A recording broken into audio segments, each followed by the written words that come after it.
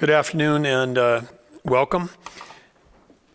Today I want to start out with a story of good news, the good news segment of our day. North Dakota, of course, has always got great examples of neighbors helping neighbors and volunteers literally coming to the rescue. Yesterday we talked about the fact that we were using our DOT to haul semi-loads of personal protective equipment around the state. Of course, everyone also knows that yesterday was a blizzard in most of North Dakota. We did have one of our trucks slide off the road in east central North Dakota when it was en route to the Deaconess Health Center in Northwood and Sanford Health in Mayville. But without hesitation, the Findlay Fire Department took out one of their vehicles. Of course, it's all volunteers there in Findlay. They collected all the PPE, they sorted it out by invoice, and they delivered it to the hospitals. So again, this is just a great example of North Dakotans stepping up during this time of emergency and doing whatever it takes. And also fun in the small state that we live in, where you say everybody knows everybody, but we got this news from my lifetime friend and fraternity brother, Tom Ingen, who grew up in Northwood. He was a Northwood Trojan, another great athlete in high school, but he, longtime EMT, and he called into our emergency operations center after they received their PPE at Deaconess and reported the great assistance he'd received from their former arch rival, Findlay. So fun to see everybody collaborating and working together, but I want to express my gratitude to the Findlay Fire Department volunteers and their North Dakota strong, North Dakota smart attitude and getting out and helping their fellow North Dakotans at a time of need and during some pretty tough winter conditions in April. Today, the North Dakota Department of Health confirmed 14 additional cases of the novel coronavirus disease, COVID-19, including our first case in Slope County, which was previously a county where we had not had any testing. The total now stands at 173 confirmed cases. And again, for those tracking at home and on the media, this represents a 24-hour set of tests that were collected yesterday, Thursday, April 2nd. That also then sets a record, which again, very excited about. Also in the good news category, because one of the ways we work our way through this is through enhanced testing. We'll be talking more about that during this conference, but yesterday was the highest number of total tests yet in a single day, 818. And of course, with only 14 positives, it is also means that our rate of positive cases is remaining low. 29 individuals have been hospitalized, including that's plus one from yesterday. 12 individuals added to the recovery list, which is a good news going forward. As we go through this, one of the things that people want to pay attention to is the rate of hospitalizations versus the rate of people coming out of the hospital, because it's the net of those two numbers that's going to guide our hospital surge modeling and planning. Also good news, no deaths to report today, but we still remain at 3 so far during this emergency. In terms of again, the guidance that we want to give to everybody in the state, we were under North Dakota SMART. We're staying with the same guidance, which is stay home, stay healthy, and stay connected. We made it through the 15 days nationally of the slow the spread, and now we're in another 30 days to slow the spread, if you will. These White House recommendations are aligned with our own recommendations, and again, avoid crowds and social gatherings of more than 10 people. Wash your hands after touching frequently used items and surfaces. Again, if you've got kids, whether it's playgrounds or shared toys, whatever, disinfect surfaces, whether it's phones, doorknobs, tables, handrails. We're encouraging people to work from home if you can. Follow CDC guidelines if you must go to work. And then again, if you have any symptoms whatsoever, if you've got a cold, if you've got a cough, shortness of breath, aches or pains, again, we especially want you to self-isolate, meaning, stay at home. And if you're feeling those conditions, good time to start keeping your log, because if you get worse, you get a test, you're positive, our contact team will be calling you and saying, hey, who have you been in contact with? Because we want to save lives by tracking where the spread may have gone. So anyway, that's same guidance we've been giving. And again, we have people that have had concerns that we're not doing enough, but let's just recap what we've already done, which is, again, our first case was March 11th.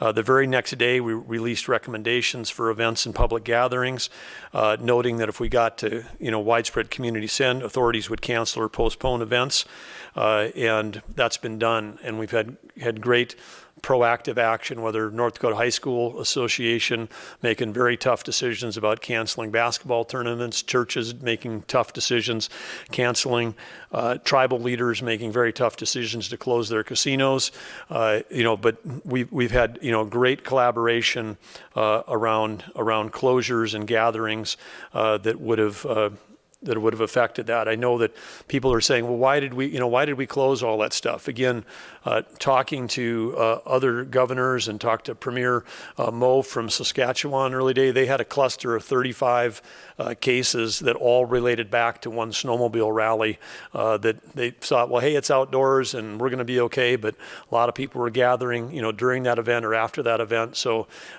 just because you're outdoors doesn't mean you can't transfer. It's about proximity.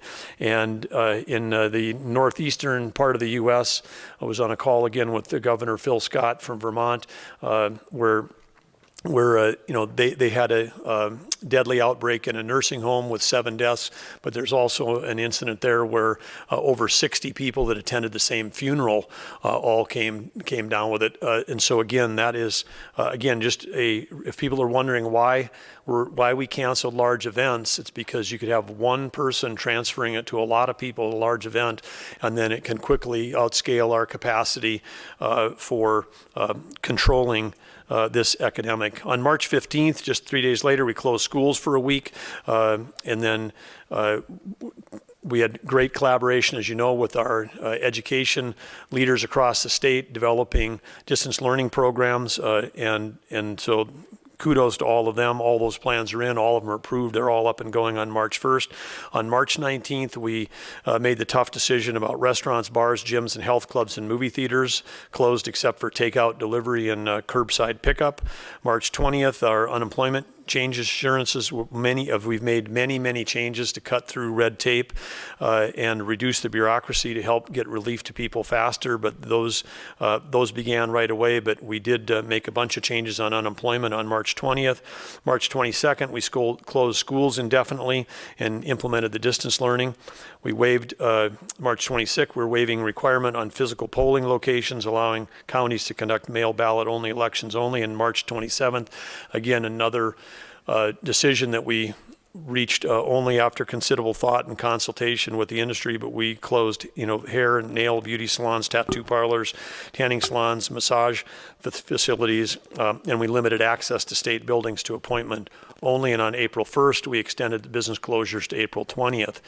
I go through all this because there still is a call among some on social media that the state is not doing enough. And I just would ask people to kind of dig under the covers because there's been, national press about who's got shelter in place and who doesn't have shelter in place. But some of the shelter in place that some states have done, if you get on the covers, they've still got personal care, hair salons, and nail salons open, but they got a shelter in place in order. So you have to get past the labels and actually look at the orders that are underneath them. And then you actually have to look at the activity that's going on. And then you also have to look at the geography and the demographics. North Dakota's got a natural advantage for keeping physical distance because we are one of the we're low population states, and we're a large low population state. So, for example, we might have similar population to a Vermont, but we've got 3 to 4 times the amount of geography where people are spread out. So and if you even take a look at the spread, the rate of spread, which some of the modelers have at the rate of spread in a New York City versus a Los Angeles, which is similar populations, but New York's got about 3 times the density than a Los Angeles does in terms of number of people, and you can look at that, but we do have some natural advantages. So I just want to again thank North Dakotans that are following the guidance and are being smart about all of this. But I want to be clear for those that are suggesting that we're not doing enough, to make no mistake that I will use every tool at my disposal as governor to protect the lives and safety of North Dakotans. But I'm only going to use those tools if it makes sense and when it makes sense. And these are decisions that we review every single day based on the data, the information that we're getting, both the analytical data, the testing data, observing other states, and also all of the calls we're having with business leaders and mayors and civic leaders and school districts and whatever. We're getting information and feedback like probably no other time at any crisis in terms of the amount of information flowing into our office. So we have a lot of inputs in addition to the surface area and the context that our governor's office team, Lieutenant Governor Brent Sanford, all of our cabinet leaders are all reaching out to their constituents. So we got a lot of great information coming in, but we will, when it makes sense, if it makes sense, we will use the power at our tools, the tools and the power that we have to save lives. But right now we're sticking with the guidance that we have given. But one of the things that we want to do, so transitioning to a new topic, one of the things that we want to do during this time frame, as we've talked about, is continue to amp up testing. We got 2 exciting new things that we're going to be able to do this weekend, and these are 2 things that really aren't happening anywhere else in the country at any scale, where we have proactively acquired enough testing capacity to ramp up our testing, but we've also got enough incremental where we can begin to do what's called surveillance testing. Virtually all the testing that's been done so far has been with people who have presented with symptoms and may also be someone who's presenting with symptoms and has underlying health conditions, or may be in an at-risk age range, meaning older than 60 or older than 65. But this weekend, we're going to begin our first testing where we're actually inviting people to come and get tested who may be asymptomatic, may not have any symptoms. And we're actually doing this in areas that we think can add to the knowledge base of the country, because we're doing in areas that currently don't have much indication of spread at all. It's only coincidental. When we made this decision yesterday to pick 2 locations in western North Dakota, we did this in collaboration, again, working with this idea got hatched in part through a phone call that we had Monday of this week with Dr. Birx, who is leading part of the federal response, but again trying to get some baseline testing in areas that didn't have a widespread. So we're announcing Operation Drive-In Testing Pilot Project. And we've got 2 locations that we're going to be doing this weekend. One of them is in Amadon.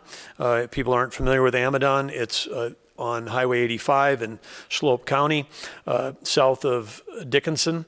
And Amadon did hold for many decades the title of the nation's smallest county seat, smallest by population. They've been eclipsed by some other cities now, but it is still a fantastically small county seat. I think population there is about 22 people. Great people living in Amadon. Marmarth, the big city in Slope County, 140. The population of the county is about 763 on a census from a couple years ago, versus New York, where you may have more than 10,000 people per square mile. Slope County has less than 1 per square mile in this large, beautiful county. But we're inviting everyone in the county that would like to get tested, whether you've got symptoms or not, to show up at the in the city of Amadon. It'll be actually at a drive-through location at the community center at the Slope County Fairgrounds is where this will be happening. That's 10 a.m. to 2 p.m. Mountain Daylight Time on Saturday, April 4th, tomorrow. So again, we would love it if we could get a high percentage of people from Slope County. You must be a Slope County citizen to get tested there. And again, even if you have no symptoms, come on in and get tested. If you have had contact with the person that was the one positive reported today, whose name we won't release, but I'm guessing that most people in Slope County have already heard who that is as neighbor-to-neighbor conversation. But if you know that individual and have had any contact with them or have had contact with somebody who had contact with them, again, we would really recommend you coming in because we might be able to catch more cases, through this surveillance testing, as it's called. The second location is going to be in Gladstone, North Dakota. And for those of you that don't know where that is, it's between Taylor and Lehigh. That's a joke. Okay, no, people in Taylor and Lehigh maybe get that, but it's between Dickinson and Richardson, and Gladstone. It's the city of Gladstone, which has got over 300 folks that live there. But it's anybody who has an address of the Gladstone Fire District. So it's really the Gladstone Fire District, which may extend beyond the city limits of Gladstone. But there is going to be tomorrow from 1 to 4 p.m. Again, that's also in Mountain Daylight Time Zone. It'll be at the Gladstone Fire Station. And this pilot project is being conducted by the Southwestern District Health Unit led by Sherry Adams in coordination with the North Dakota Department of Health and North Dakota National Guard. And the goal, of course, here is to gain information to build better models, and it's to help flatten the curve and slow the spread of COVID-19 in North Dakota. What we learn in these two low population, currently low incident counties will help all the other portions of the state, and it could help counties all over the western United States that are similarly regarded. And again, regardless of your exposure, regardless of current symptoms, we want to have you come in. It's all voluntary, it's not required, but if you show up, you'll see traffic control individuals directing you to a public health expert who will give you a mouth swab, and you won't even have to get out of your car. And then hopefully within 24 to 48 hours, we'll call you with results, and you'll be given further instructions. As this is an alert, residents that live in Slope County and residents that live in the Gladstone Fire District will receive a reverse 911 message through the Southwestern District Health Unit, like you might get during a tornado or other kind of episode. They'll give you an alert to say these things are available. For more information, you can again call the Southwestern District Health Unit at 701-290-6110. As people do know, we're in a state of emergency, and we have called up the National Guard for assisting. There'll be about 10 National Guard members. They're going to be on hand tomorrow at these locations to direct traffic and assist the Southwestern District Health Unit and other members from the North Dakota Department of Health. But be clear, because during this time with all this misinformation, if you see somebody in a uniform, you may think, this is a military operation, this is a health operation supported by the North Dakota National Guard. The same way they show up and help when we're sandbagging, the same way they help and show up after we've had a tornado or something else. Again, our North Dakota National Guard, always ready, always there, is ready to help out here, and they are not they're not doing anything related to quarantine. They're not doing anything related to restricting movement. They're just a valuable part of Team North Dakota, and they're playing an important role. So again, for residents of Slope County, City of Gladstone, including those in the Gladstone Fire District, we invite you to be there tomorrow to get tested. And again, this is a proof of concept to help us guide and shape further testing on focused populations. If it works here in these smaller populations, then we may be bringing it to larger metro areas, again, as a way to help us be more focused. And you might again say, why are we doing this? We're doing this because we have to develop the testing protocols and approaches that allow us after the peak to get people back into the workforce. And widespread testing is going to be one of the tools that allows us to move forward. The next topic I want to talk about is we have an executive order today. We've done a number of executive orders related to cutting the red tape to expand our medical capacity, one of the most important roles. I'm sure many North Dakotans, happily did not know what a ventilator was, and now we get to hear supply chain notices about how many ventilators we have or don't have, or who's rushing to manufacture more of those. But the people that operate and run these life-saving, sophisticated, complicated machines that help people breathe when they're in critical care, when they're in an ICU unit, are trained and licensed as respiratory therapists. And we have a number of people in North Dakota, we've learned, that were licensed respiratory therapists that had good standing, and through either retirement or promotion to other jobs, they're still maybe still be working in healthcare. They're highly competent, highly trained professionals, but their licenses are currently inactive. We have been working with the State Board of Respiratory Care, and through this executive order, the State Board of Respiratory Care may grant temporary provisional licenses to any respiratory care therapist and practitioners who had a license that was current within the last 5 years. We think this has the opportunity to bring hundreds of more respiratory therapists back into the workforce if needed. Next topic. Has to do, there's been a lot of talk as we headed into April 1st with rent due and all of the economic stress related to the emergency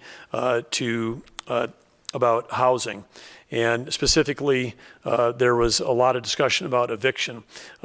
Next week, we'll probably be back at one of these talking more broadly about housing, because housing is a huge segment of our economy. And then whether it's someone who's got a mortgage, home builders that are building homes, people that are renting homes, renting apartments, all the small business owners that do rental properties, it's a huge thing. There's over 300,000 housing units in the state of North Dakota, and each one of them is probably suffering something right now because of this economic crisis is touching everyone. But there's also been some confusion about what has or has not been done, actions that were already taken by the state. And we know that housing represents one of our most basic needs, and it ties back to housing because housing stability is determinant of health and well-being. It's a contributor to stable housing, to students' academic success, and adults' ability to stably stay engaged at work. And we know there's been a disruption across the whole gamut of the housing market, not just for those that might be renting. And so within this, we'll be talking about that more broadly. But today specifically, we've invited Chief Justice Jensen to come here to explain more about actions that the Supreme Court took initially on March 26th, and which they have renewed today.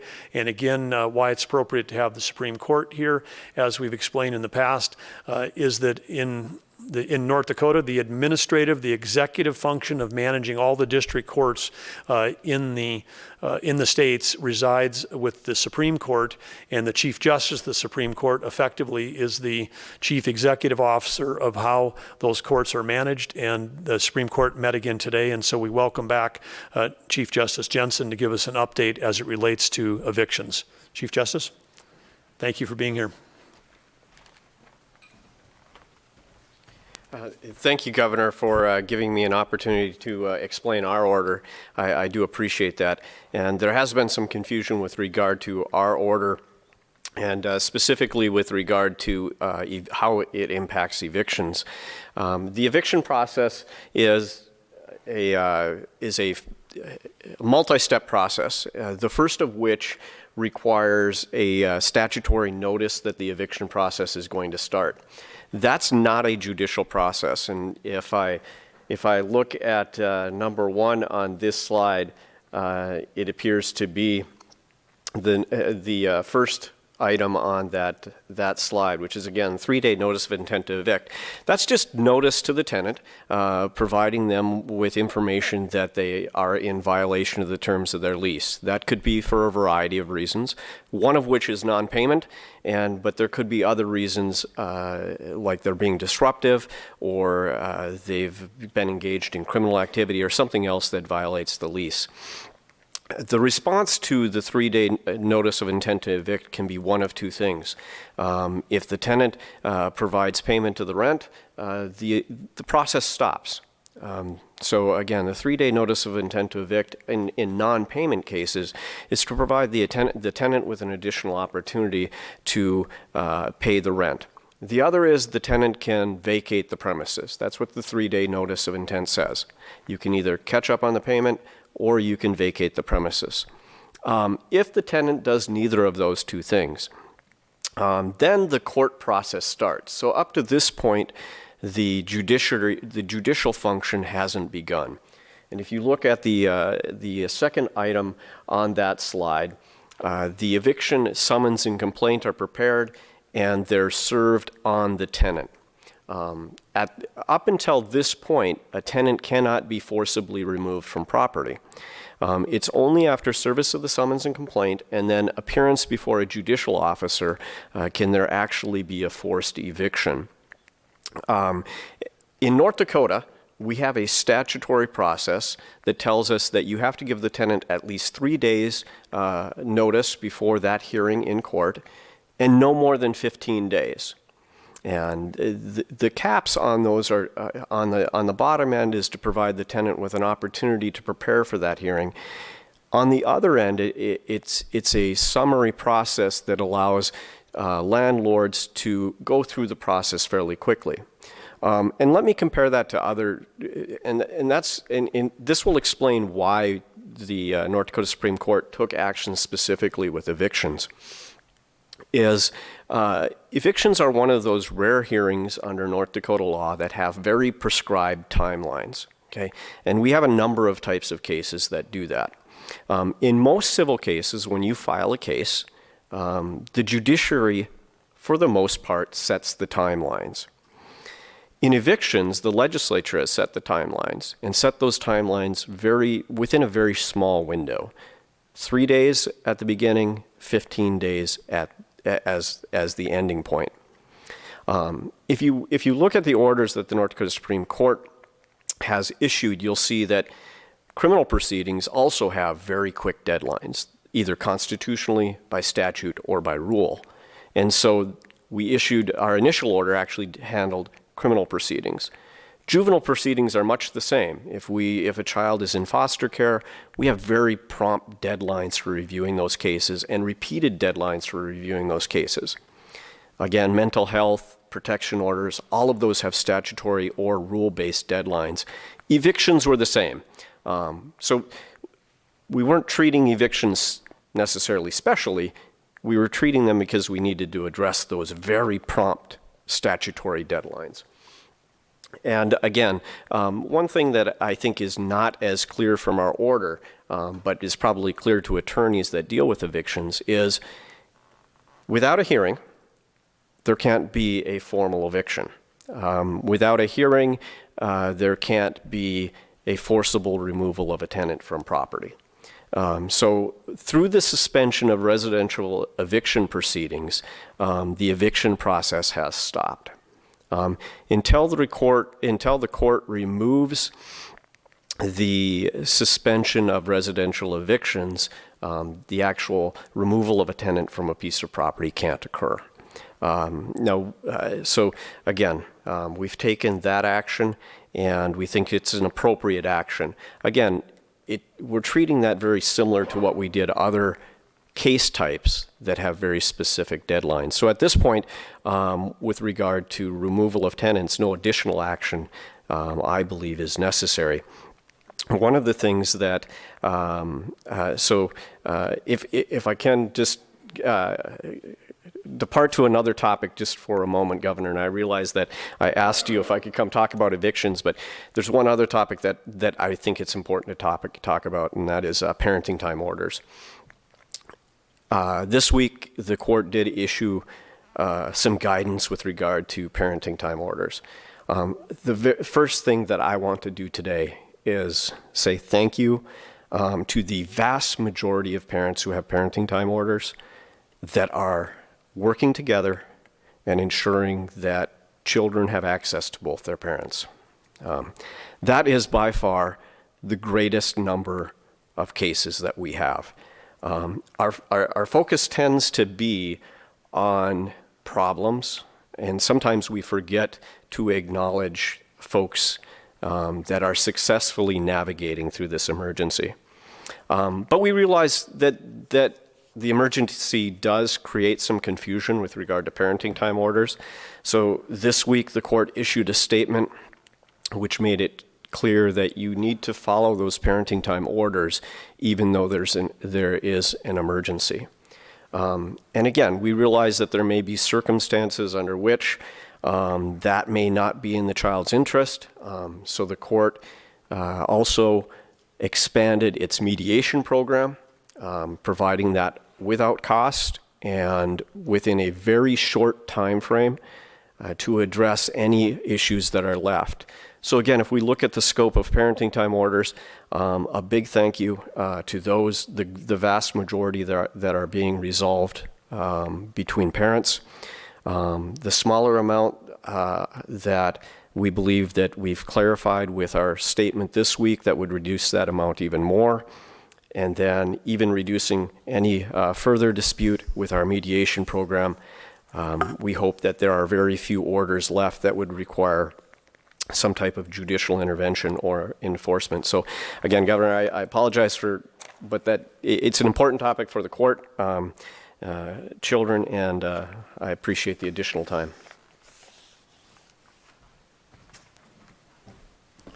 Thank you, Chief Justice. And if you could stick around, usually you're the one that's listening to the questions as opposed to, or directing them, not asking them, not being asked, but it'd be great if you could answer some questions afterwards. But again, thanks, Chief Justice, for talking about the suspension of eviction proceedings and then also providing clarity for parents and children. So really appreciate your being here.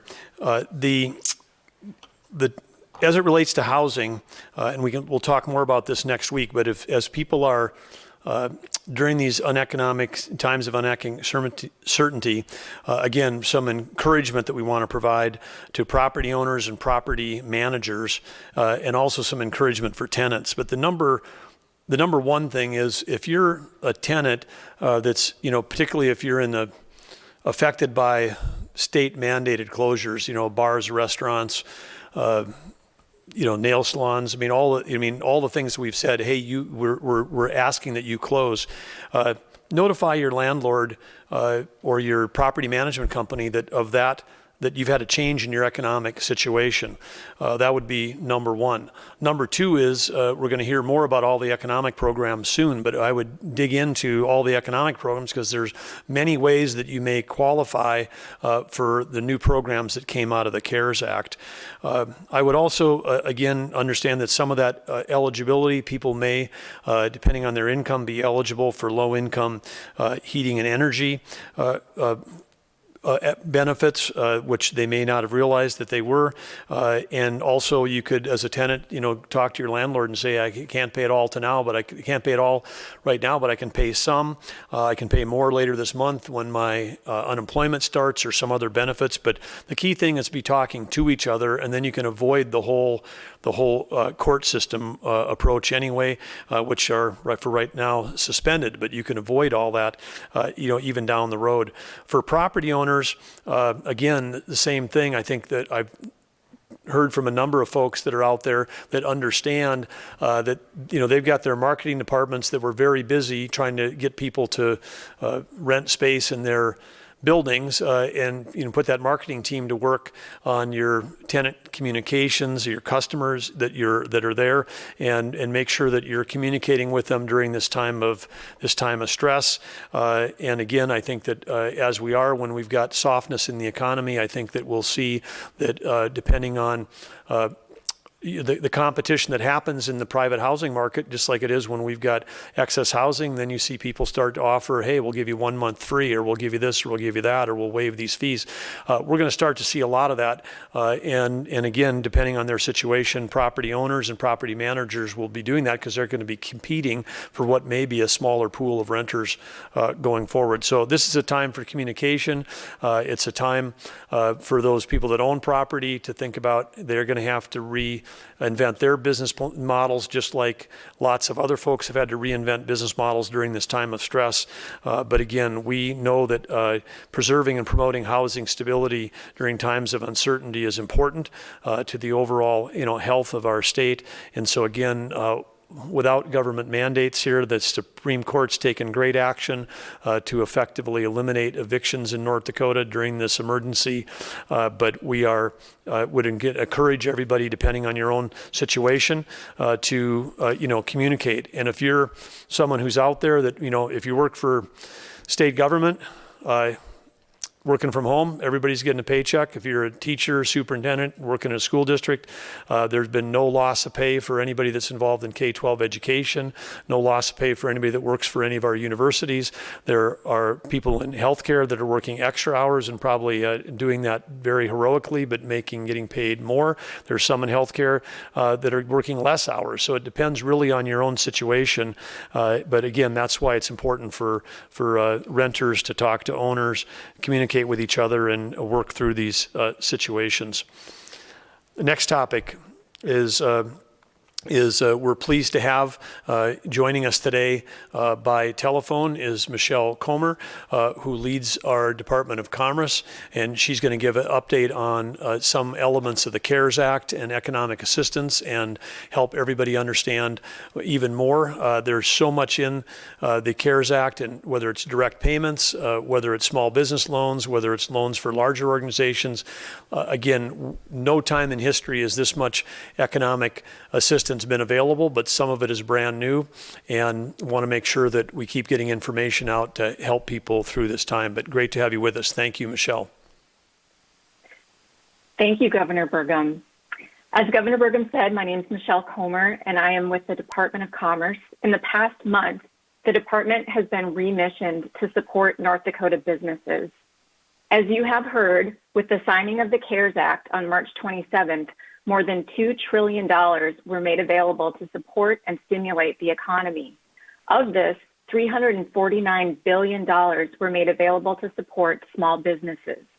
Today, I would like to be certain that the business community is aware of two types of financial support in particular that are available for small businesses through the CARES Act, as this money is first come, first served, and we want to position North Dakota to be first.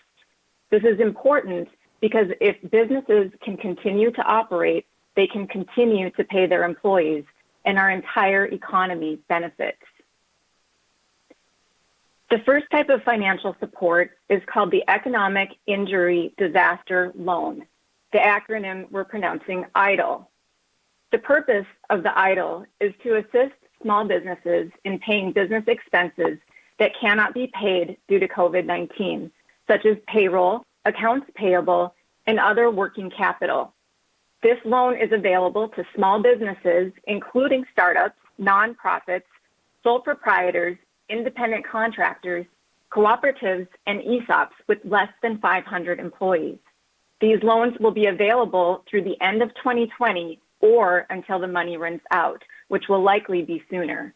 A feature that I would like to emphasize for businesses that need help right now is a $10,000 emergency advance on the EIDL, which is delivered within 3 days of loan approval. This is a low-interest loan, and the maximum loan per business is $2 million, with a repayment term of up to 30 years. To apply for this loan, you can go directly to covid19relief.sba.gov. That website is live right now. The second resource is called the Paycheck Protection Program, or PPP. The purpose of this program is to help businesses avoid layoffs, as the loan proceeds are intended to be used for payroll and other operating expenses.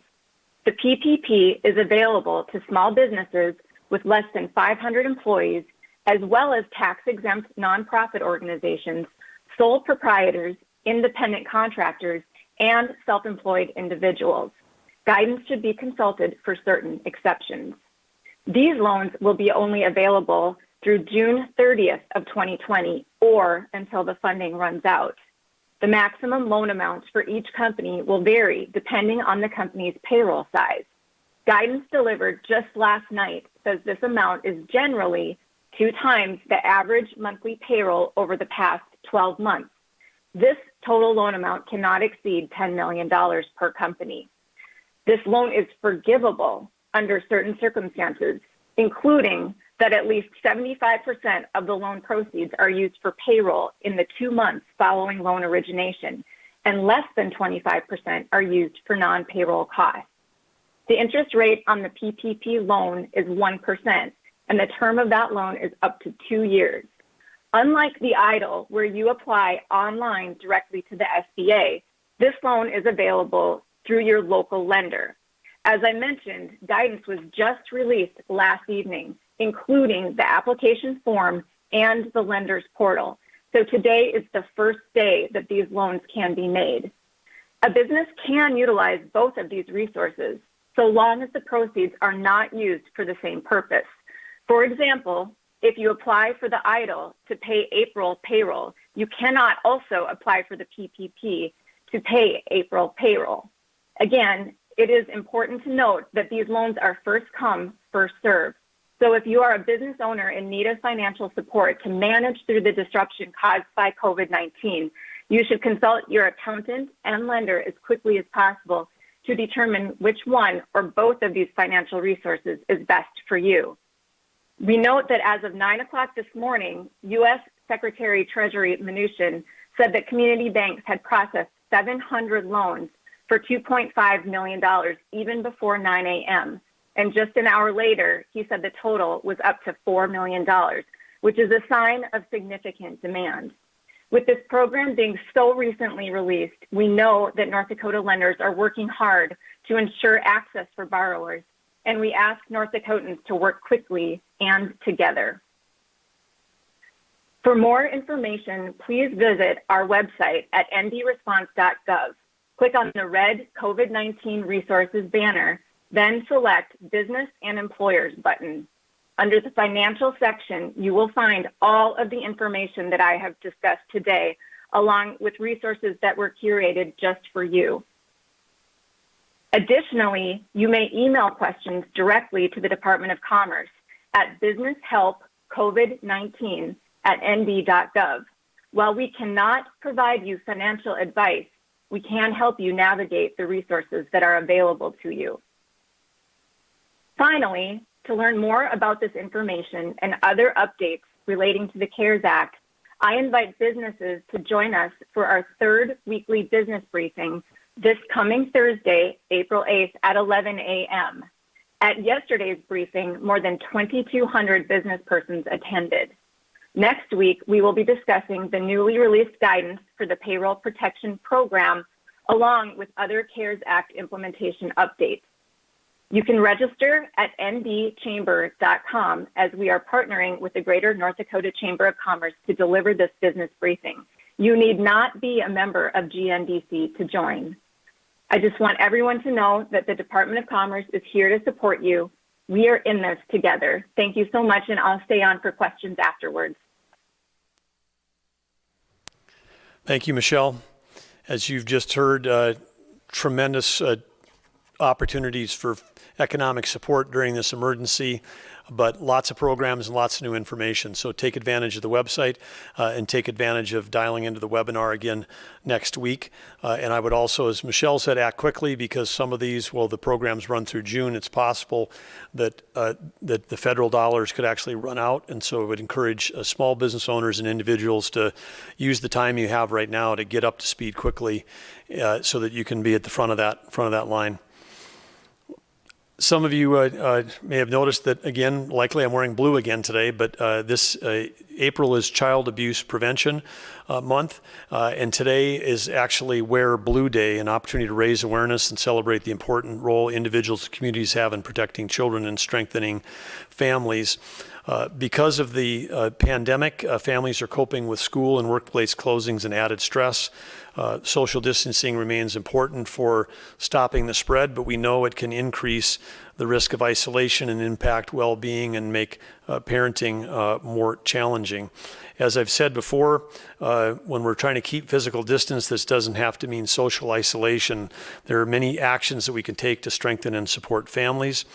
You've heard me make these suggestions before, but connect with the families that you know, connect with old friends, call them, message them, use social media. And again, my favorite, which is write a letter to someone that made a difference in your life and share your gratitude with them. We've talked about, again, going outside is a good thing. Take a walk with your pod, the people that you're living with, and wave at your neighbors from a safe distance. Yell at them and ask them how they're doing and if they need anything. But again, to keep your neighborhood going, there's lots of ideas out there about how to, the neighborhood level and sort of pod level ideas of how to stay connected during this time. And again, giving is always good for the giver as well as the receiver. As we've shared earlier and yesterday, again, local charities who've had to cancel events are also under strain, but you could call them or go online, find out how you can help them.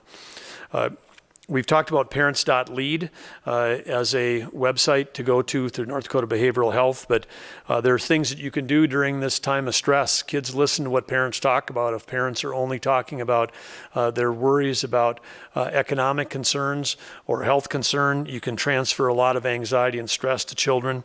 And we know that April is around in many states, but also in North Dakota, April is the month when we have the highest amount of suicides. So again, extra care and patience and kindness can go a long way. But if you have ideas to strengthen your family that don't involve a Netflix subscription, pull out some old family photo albums and talk about family history. Pull out pictures of people in your family that, grandparents or great-grandparents that you maybe haven't talked to your kids about and share stories. Cooking together is a great activity, and there's a lot of opportunities to just talk about both math and chemistry if you're really into cooking. Reading books together, always great, particularly for young people that are in preschool. Amount of words that they hear during their early formative years is often an indicator of how well they do in school. So if you haven't had time before to read a book with your kids every day, this is a great time to start that habit. Play games, do puzzles, arts or crafts together. I mean, we saw that how putting hearts on windows became a worldwide phenomena that started with kids here in North Dakota. And there's even been some great, I know a Texas radio station did a virtual dance party where they put out some great dance tunes and everybody danced at home and posted videos of themselves dancing all at the same time on a Saturday night in a small town in Texas. So lots of ways to do that. Again, if you're just letting your kids go online, again, we still have to be safe about online because we talked yesterday about scam artists going up. There is likely to be an increase of online predators who might also take advantage of this crisis too. And make sure that you as a parent take care of yourself, whether that's walking or exercise or yoga, meditation. Do the things and give yourself time for self-care. And again, sadly, we don't like to think about child abuse. We think about that's something that happens in some other place and not in our state. But as part of our housing work group this morning, it was, I think, shocking for me to see that a stat that I hadn't seen as governor, that there was 5,712 people that checked into domestic abuse or domestic violence or sexual violence shelters in North Dakota. 5,712 people during 2019 went to a shelter because they were concerned about their own safety. And now we're in a period of even more stress, and so again, we have to be even more, I guess, alert because during people that are in abusers, the thing that they like to do is isolate the people they're abusing to keep them out of circulation. When we're asking people to be self-isolated, this is a breeding ground for more domestic violence and sexual violence, and we want to make sure that we don't come out the backside of this thing. So again, if you want expert resources at nd.gov/DHS for our Human Services website is one place to go, and then crisis programs, caws.northdakota.org is where you can get more information about the local crisis programs in North Dakota. If you've got concerns or that you have some suspicion that a child is being abused or neglected, as always, you can call your local human service zone officer, which are zone offices formerly called county social services, but we've reorganized those into zones around the state, and contact information again at www.nd.gov/DHS. But if you think that a child is in immediate danger, of course, as always, just call 911 or contact law enforcement if you think there's immediate risk. So again, this is Wear Blue Day, and again, this is about Child Abuse Prevention Month. Really an important time for us to think about the children in our state as we go through this crisis. In terms of unemployment, on the daily update here, yesterday, Thursday, we had another 2,555 unemployment claims filed. So that number continues to race skyward. That brings claims to 32,602 since March 16th. On Tuesday, we announced the Workforce Coordination Center. Again, whether you're out of work, retired, recently out of work, just want to help, want to volunteer, please consider that. We're looking for both volunteers and paid staff. And again, you can find that through the Job Service North Dakota Workforce Center. We've moved that website. So again, just go to our one central location, ndresponse.gov, and you'll find information about the Workforce Center. That brings us to the conclusion of our remarks, and we'll take questions. And again, Michelle can take them online. Chief Justice will be here to answer questions about his topics. And I see that Jack Dura from the Bismarck Tribune has got his hand up. Jack? Governor, I'd like you to respond to a tweet from the Capitol reporter in Minnesota. This is a quote from Governor Tim Walz, his press conference today. I do worry about that. Governor Tim Walz says of Iowa, North Dakota, South Dakota not yet issuing stay-at-home orders. He says he expects they will make that move going forward. And I missed the last part of that, Jack. He says, I do worry about that of Iowa, North Dakota, and South Dakota not yet issuing stay-at-home orders. He says he expects they will make that move going forward.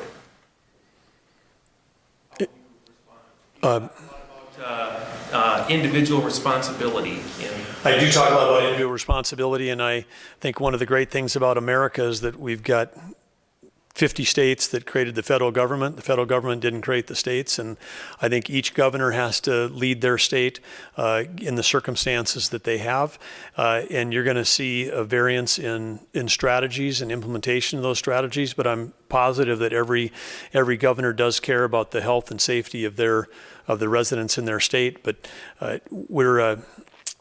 we each of us also have got unique demographics and unique geography and unique population densities, and we've all got different curves in terms of when the spread is occurring, and I think we're fortunate here to be in the Dakotas. We're at the tail end of this thing where where it is will likely peak and subside in other states later, and so we're on different timetables too. But like I said earlier, we've got we're staying today with the mandates we've put in place, and we've got the tools, and we're willing to use them if need be, but we're going to do that if and when it makes sense for North Dakota. Lane? To kind of go off of that, Doug from Fairview wanted to know what are some of the benefits of not putting a stay-at-home order or locking down the state entirely?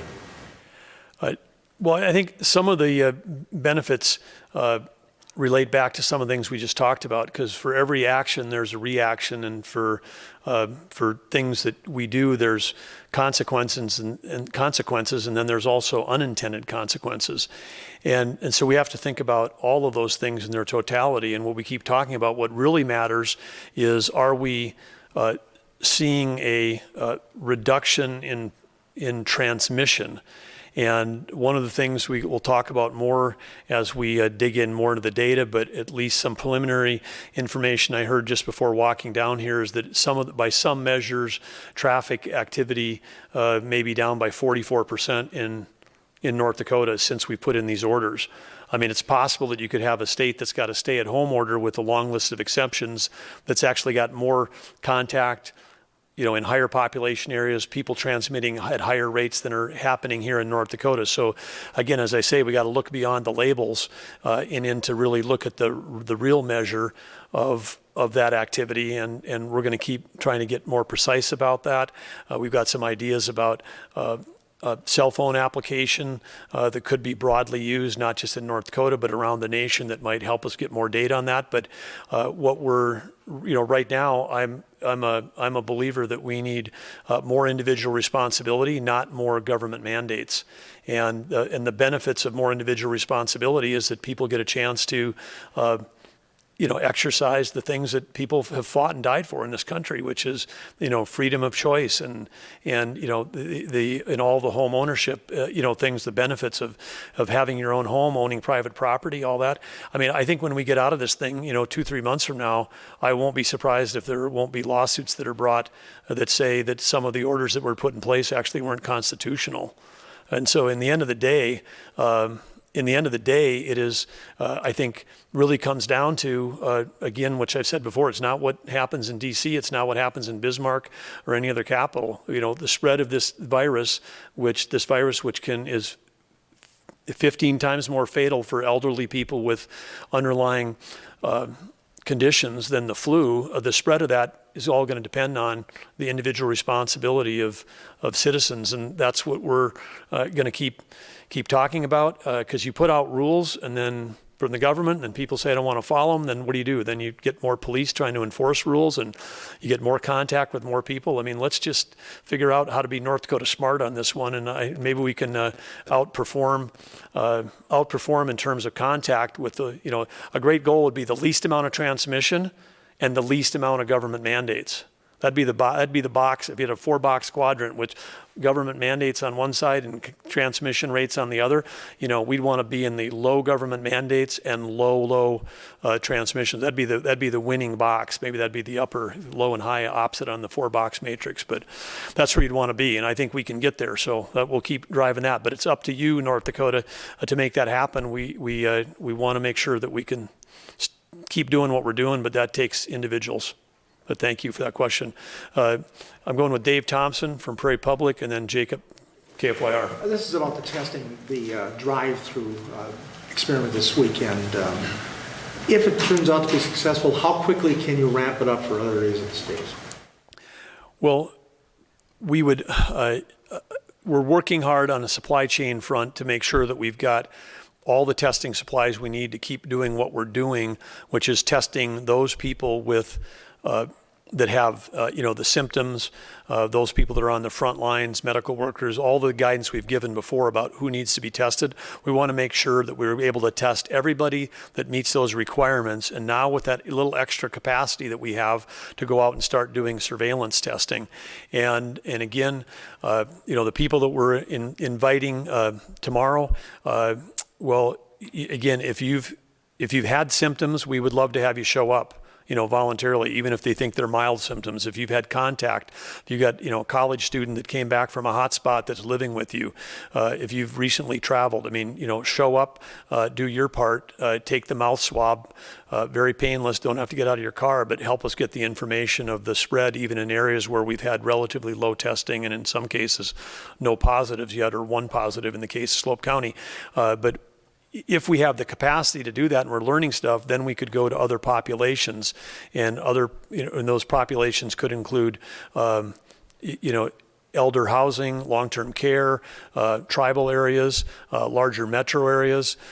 There's a lot of different ways you can design testing research, but we've talked about all of those, and we've talked about them with the administration in DC, and we again want to be someone who can be a contributor to the knowledge, because these models are all over the map in terms of outcomes, and the thing they're all missing is more data. And so part of what we're trying to do is save lives and save our economy with better testing.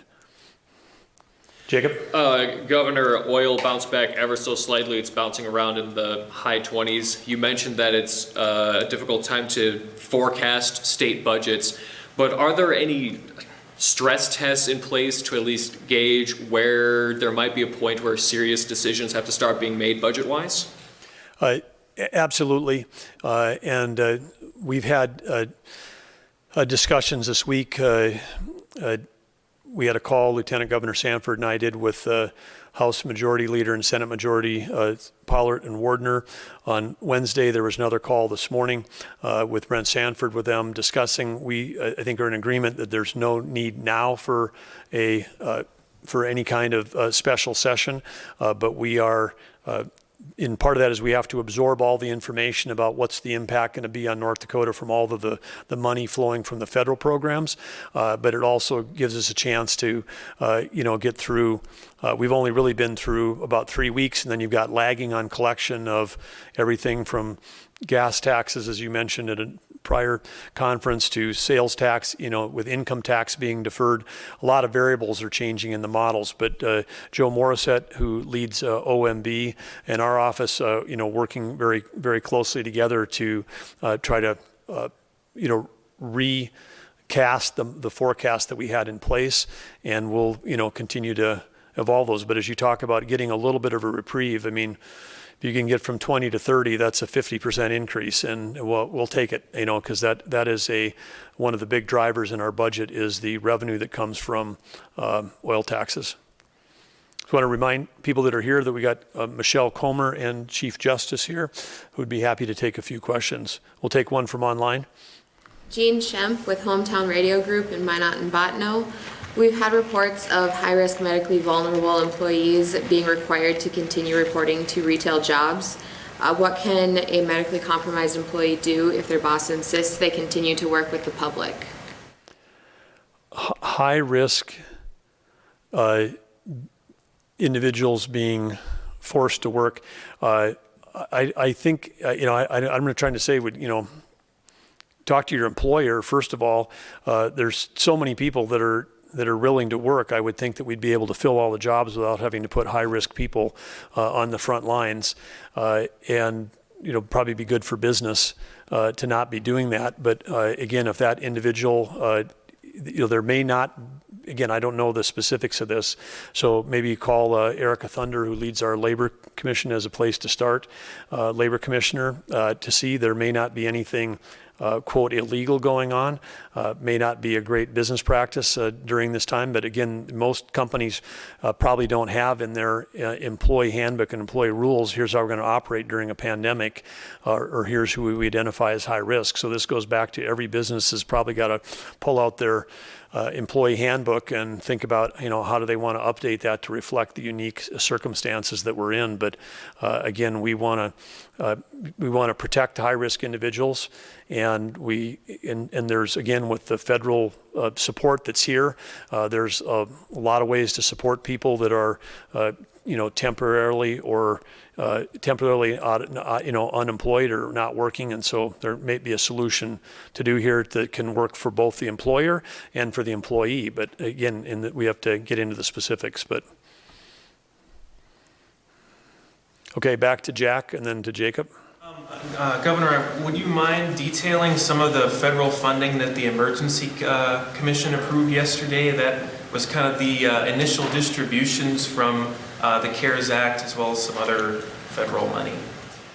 Yes, the Emergency Commission met yesterday and approved some of the initial tranches in aggregate. Some of those came in related to Department of Transportation.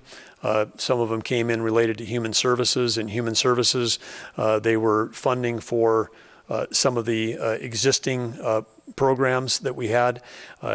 Some of them, conveniently, there was money in there for childcare, and that could be used. We had prior to the CARES Act, the full understanding of all the details in that passing. We had put together the child care operating emergency grants, but some of that federal money could backfill and help be support to help pay for that. Some of it is in the change of how a complicated acronym called FMAP, but that's the percentage of federal reimbursement that the state receives related to Medicare. That was moving up 6.2%. We were slightly over 50. Low per income states might have had a much higher match where the federal pays more and the state pays less. Because of the economic success of North Dakota in recent years, we were among the quote wealthier states, and so we only got 50, it was basically 50-50, slightly above 50, but with that 6.5% more, even over three months, or over 6 months, over half a year, that's $30 million to help pay for additional federal insurance. So that's a good thing. But the way it works again in North Dakota and a lot of states, when you receive a check from the federal government that comes in, and you've got our legislature, which is the group that sets the budget and makes the appropriations. When those levels are set, then agencies and cabinet or elected officials can't spend above their legislative appropriative levels. So the point for the Emergency Commission is to get together and then make the initial recommendation and initial approval that a agency can receive those federal funds and expend those federal funds. And so that was the step that was happening yesterday. One follow-up, how quickly could those funds be put to use here in North Dakota once the budget section would be expected to approve them next Tuesday? Well, you bring up a key thing, because the way we're set up right now is there's actually a two-step process, because after it goes to the Emergency Commission, then it has to go to the budget section. I believe the legislative leaders are calling a budget section meeting on Monday, possibly as early as Monday telephonically, where they would get together, review what has passed through the Emergency Commission, and once that has passed, then when the federal funds come in, then they would be able to be expended. In some cases, in the case of what we're doing on with the emergency management, where if we've got needs that we have to spend on now, they also authorized the approval for a borrowing for emergency management services to borrow as much as $30 million from the Bank of North Dakota, which then could be repaid when the cash flows come from the federal government. So again, we were fortunate to have the Bank of North Dakota appreciate the unanimous support of the Emergency Commission, which I'm honored to chair, but includes 4 legislators and then the Secretary of State. So we had 6-0 votes on all of these supporting these emergency funds. But with the Bank of North Dakota, we can potentially, if we need to pay a bill right now, say to get PPE, to get equipment for more testing equipment. If somebody says, hey, you can only get that if you pay cash, we got the ability to do that right now through the borrowing from the Bank of North Dakota, and then the federal funds will fill in on the backside. But would that money come from the presidential disaster declaration to repay that loan from the Bank of North Dakota? It depends. Depends on what's expended against.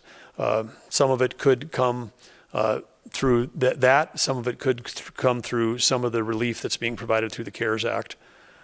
Because in the CARES Act, they're even included some specific things for DOT, and the DOT stuff included supporting transit in our rural areas, because we do provide transit. Say someone's doesn't have a way to get from a rural area to a hospital, DOT has got services that go out through transportation services in the state that we support, and then there's a separate line item for transit in large metro areas, because we know for people that don't have automobiles during this time of emergency, we've asked all of our metro areas to keep their transit going, but using the appropriate distancing and sanitation within those. But yeah, there's a variety of things, and I know that if we didn't put one out, we'll get one out that's a detailed press release on everything that went on in an Emergency Commission. From online? For the Chief Justice. Yay, question for the Chief Justice. Thank you, whoever you are out there. Way to go. Thomas Simon from Williston Trending Topics News. If someone is unable to pay their rent and allows the time period to cure expire, once you lift your eviction suspension, will they get another chance to cure, or will the eviction proceedings continue from that point? They'll have to schedule a hearing, so there would have to be a summons and complaint and then service of that summons and complaint. The quickest that there could be a hearing is the 3 days. So after service, it would be 3 days, and depending, if you look at the order actually that the court entered, you'll notice that we actually expanded the back end of it up to 45 days. And that was to increase flexibility for our district court judges as far as scheduling those. So the short answer to the question is, in a way, because the quickest that a hearing could be held is 3 days.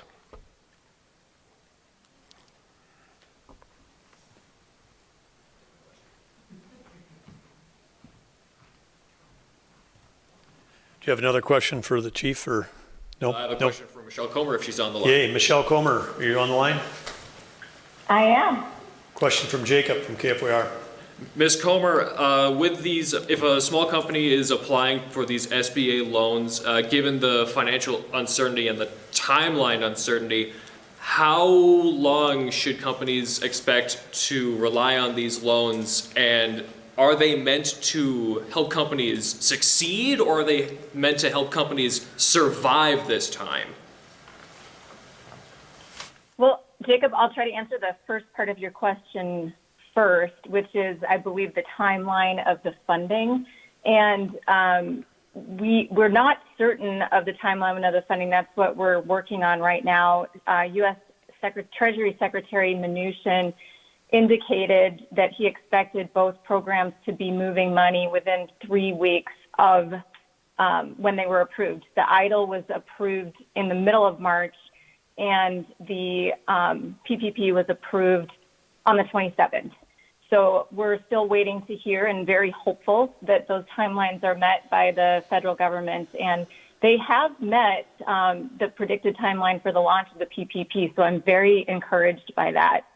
And the second part of your question is, I'm going to speak first to the Payroll Protection Program.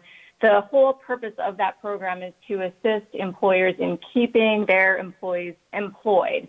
And the thinking behind that is, if we're able to do that, then recovery, as we work through the health crisis that we're in right now, will be easier. So I hope that answers your question. But the EIDL and the PPP both allow for the business owner to pay payroll and operating expenses, recognizing that we have had an unprecedented and sudden disruption in many industries all across the nation. Dave? I'd like to do a follow-up on that, Michelle. With the PPP, what do you expect the demand is going to be? And, well, we'll leave it at that. What do you think the demand is going to be for that? I think the demand is going to be extraordinary. I have been reading articles today, including the one that I shared with you earlier, where Treasury Secretary Mnuchin shared with us at about 9 o'clock this morning Eastern time that they'd already seen millions of dollars in applications. I'm understanding from other things I'm reading today that the smaller community banks, which North Dakota is blessed with an abundance of, are being very nimble and reacting extremely quickly, and the larger banking systems are moving a little bit more slowly. However, the Bank of America reported earlier today that they had billions of dollars in the pipeline in terms of requests. So I do predict, as have many, that the funding will run out long before the deadline.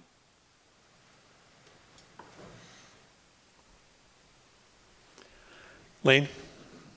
A viewer of ours was wondering, he just had a recent kidney transplant, so he's unable to go to the store and get it, his groceries, but he's also unable to get them delivered because he gets them through SNAP. So he's wondering why that is, that it doesn't cover the delivery fees, and if there's anything that can be done to change that.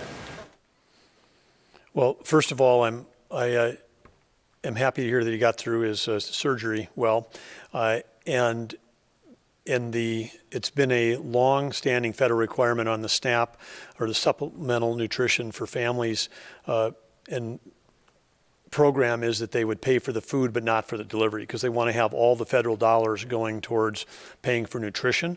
So that's a reasonable reasonable thing. During these times, again, this is I'm sure this request has popped up all over, but I think right now, without a change in federal reimbursement on that, then this is where opportunity for a neighbor, local charity, somebody that could, and again, I know some communities are trying to create within their own community, in their own neighborhood, places to connect with each other to help out people, but this would be a perfect situation because you got someone who's recently gone through a surgery where you want to avoid infection, then it'd be great if somebody else was picking up their groceries and dropping them off on his doorstep for him.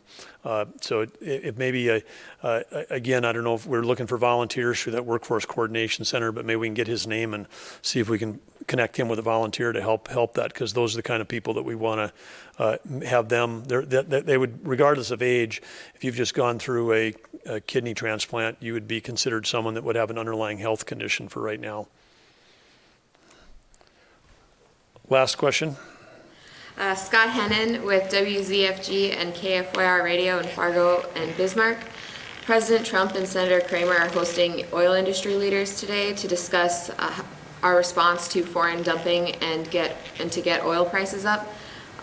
What kind of a response would you like to see out of this?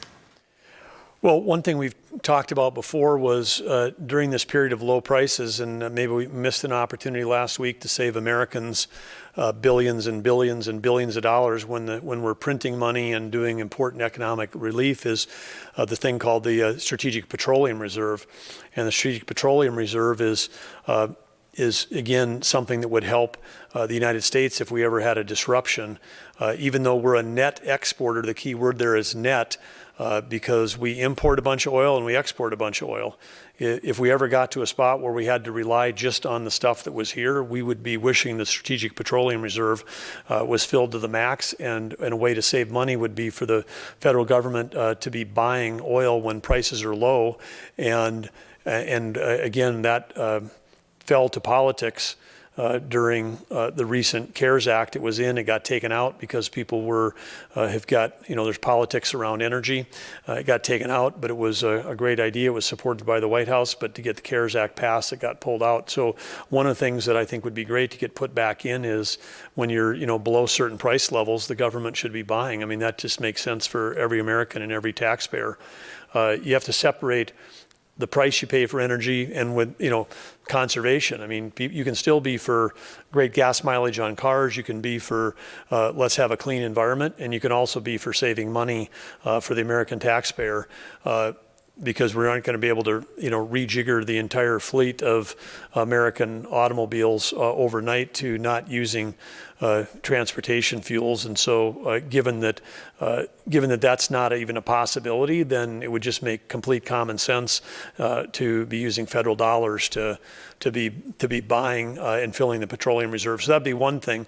But again, what the congressional leaders and what Senator Kramer and others have been working on, again, when we've got these international oil markets competing with each other versus OPEC, working together to try to restrict production, then when you have this kind of demand shock plus the there's always been geopolitics around oil, but combining the two together is a challenge. But with markets up, there must be some optimism that there's going to be at least enhanced coordination among OPEC as opposed to the kind of mutually aided destruction path that they've been on the last few weeks. With that, I think that's our last question for today.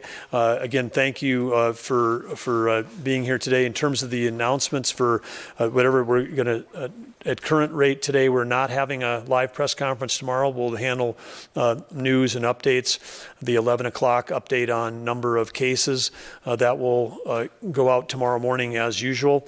And then tomorrow, sometime tomorrow afternoon, based on what we're seeing, we'll give an announcement on whether we have a live conference on Sunday afternoon or not.